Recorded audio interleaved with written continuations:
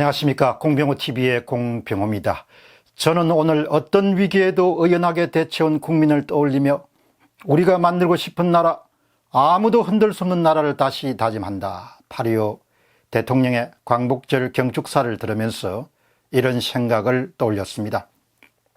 멀쩡한 나라를 2년 만에 경제, 안보, 외교 대참사를 만들어 놓고 아무도 흔들 수 없는 나라를 천연덕스럽게 목소리 높여 외칠 수 있는 사람이구나. 위안부 합의 파기와 1965년도 한일협정을 인정하지 않는 것이 반일이고 그 길이라 생각하는 대통령 때문에 한일 간에 이렇게 문제가 생긴 것을 두고 아무도 흔들 수 없는 나라를 아무렇지 않게 외치는 대통령을 보면서 문제가 보통 심각한 문제가 아니구나라는 생각을 했습니다. 첫 번째 질문입니다. 경축사에 담긴 오판입니다. 북한이 도발을 거듭하는 상황에서 평화경제론에 대한 비판적 시각을 겨냥해서 이념에 사로잡힌 외톨이로 남지 않기를 바란다. 이념에 사로잡힌 외톨이로 남지 않기를 바란다. 보수진영을 향한 경고입니다. 북한은 우리에게 누구인가? 대통령은 자신이 원하는 협력관계가 북한과 가능하다고 굳게 믿는 사람입니다. 그러나 적대감과 적의와 분노와 정오심을 가진 사람들의 흉중에는 하나가 남아있을 뿐입니다. 그것은 상대방을 무장해제시킨 다음에 복속시키는 겁니다. 그러면 그것을 어떻게 할 수 있는가? 인간을 움직이는 강력한 추진력인 적대감과 적의는 제거하기 힘듭니다. 인간으로부터 좀처럼 갖고 있는 적대감과 적의를 없애기가 힘들다는 이야기입니다. 보통의 인간관계에서도 그렇습니다. 나라 사이에도 마찬가지입니다. 한 가지 방법은 우리가 일상생활에서 누군가가 자기 자신에게 적대감을 가지고 있는데 그 적대감을 가진 사람에게 아무리 호의를 베풀어도 그 사람이 갖고 있는 적대감을 제거하는 것은 불가능하다는 사실을 번번이 확인합니다. 세월이 가면은 사람과의 관계를 맺어가면서 그런 것을 한 번 더 확인하게 되죠. 타인이 갖고 있는 적대감과 적이라는 것은 어떤 호의에서도 없애기가 힘든 것이다. 다른 한 가지 방법은 역사적 경험을 살펴보는 일입니다. 베트남에서 파리 평화협정이 1973년도에 맺어졌습니다. 당시에 남베트남, 월남 사람들은 상대가 평화협정을 굳게 지킬 것이라고 믿었습니다. 남베트남 사람들이 놓쳤던 것은 인간의 적대감이나 특정 집단의 적대감을 없앨 수 없다는 사실입니다. 그런 오판이 결국 월남이란 나라를 지구상에서 없애는데 큰 역할을 하게 됐습니다. 인간에 대한 오판이 모든 비극의 원인입니다. 인생사에서도 그렇습니다. 누군가를 잘못 믿어가지고 재산을 잃어버린 그런 아픔이란 것은 평생을 갖고 가는 상처가 되죠. 대통령과 이 땅에 양식 있는 사람들과 사이에 놓여 있는 근본적인 차이는 북한 수뇌부의 마음속에 무엇이 들어있는가와 인간에 대한 이해가 근본적으로 다릅니다. 대통령과 이 땅에 양식 있는 사람 사이에는 인간에 대한 이해하고 북한 수뇌부의 흉중에 마음속에 무엇이 들어있는가에 대한 부분들이 다른 것이죠. 대통령은 북한의 행보를 걱정하는 사람들을 두고 북한의 그런 야만적인 그런 공격성을 걱정하는 사람을 두고 이념에 사로잡힌 외톨이다. 한국의 보수진영을 이야기하는 거죠. 한국에서 건전한 생각을 가진 사람들을 두고 문재인 대통령이 이념에 사로잡힌 외톨이다라는 표현을 사용합니다. 나는 대신에 문재인 대통령을 두고 인간에 대한 오판으로 한눈이 먼 사람이다. 혹은 인간에 대한 오판으로 외눈팔이다. 이렇게 표현을 할 수가 있습니다. 지난날을 되돌아볼 때면 가장으로서뿐만 아니고 직업인으로서 손에 꼽을 만하게 중요하게 여기는 게 있습니다. 그건 세월을 통해서 배우게 된 것이죠. 세상의 비극은 타인에 대한 오판에서 비롯된다는 그런 사실입니다. 인간에 대한 이해의 부족, 그리고 인간에 대한 이해의 무지, 그리고 막연한 믿음, 근거 없는 열강 등이 재산과 기회와 안정을 날려버리는 일들은 자주 발생하게 됩니다. 상대방을 믿었기 때문에 당하고만 가장들과 사람들이 땅을 치고 후회하는 이야기는 얼마나 주변에서 흔하게 볼 수 있습니까? 제가 말씀드리고 싶은 것은 어떤 인간이 갖고 있는 적대감이라든지 정오심, 그리고 적이라는 것은 어떤 호의에 의해서라도 해결되기가 힘들다는 거죠. 그 적대감을 해결하는 방법은 상대를 압도할 수 있는 힘을 갖출 때만이 가능하다는 이야기입니다. 그것이 문 대통령과 한국의 보통 사람들 사이에 큰 그런 간격입니다. 두 번째 질문입니다. 경축사에 담긴 치명적 위험입니다. 임기 내에 비핵화와 평화체제를 확고히 하고 그 토대 위에서 평화경제를 시작해 통일을 향해 가겠습니다. 평화로 번영을 이룬 평화경제를 구축하고 통일로 강복을 완성하고자 합니다. 그냥 입만 열면 평화입니다. 평화경제, 평화. 평화경제는 한반도의 완전한 비핵화 위에 북한이 핵이 아닌 경제와 번영을 선택할수록 대화와 협력을 계속해 나가는 데서 시작합니다. 평화하고자 하는 의도가 전혀 상대와는 없는 거죠. 그런데 이 사람만 그냥 믿는 겁니다. 이분의 고집스러움과 집요함과 이념적 편향성을 미뤄보면은 이분은 자신의 소신을 임기 내에 밀어붙이고 자신의 구상을 실현해 내려고 할 것입니다. 이분의 머릿속에는 결국 두 단어밖에 없습니다.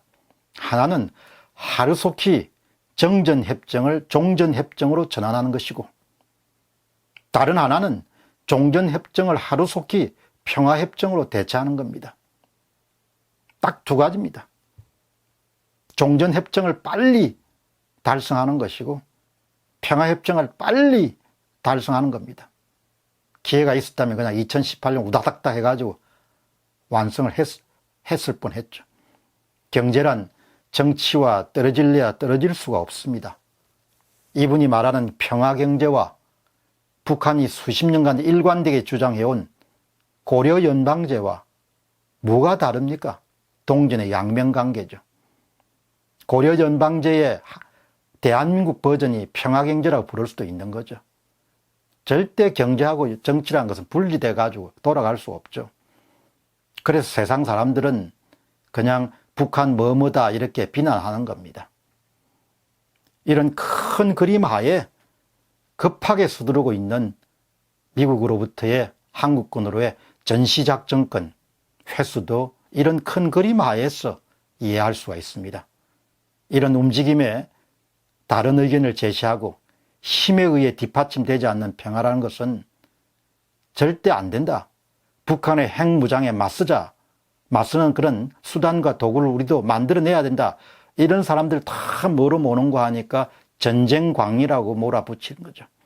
이번에는 이념에 사로잡힌 외톨이가 되지 말라 이렇게 경고했습니다. 이분에게 전체주의 체제의 위협 아래에서 자유와 생명과 재산을 지키려는 노력하는 사람들은 그냥 이념에 사로잡힌 외톨이인 겁니다. 한국 땅에서 자신의 생명과 재산과 자유를 지키려고 노력하는 사람들이 문재인 대통령 눈에는 뭐로 보이는가 하니까 이념에 사로잡힌 외톨이다 이렇게 보이는 겁니다. 그러니까 좁힐 수 없는 간격이 있는 거죠.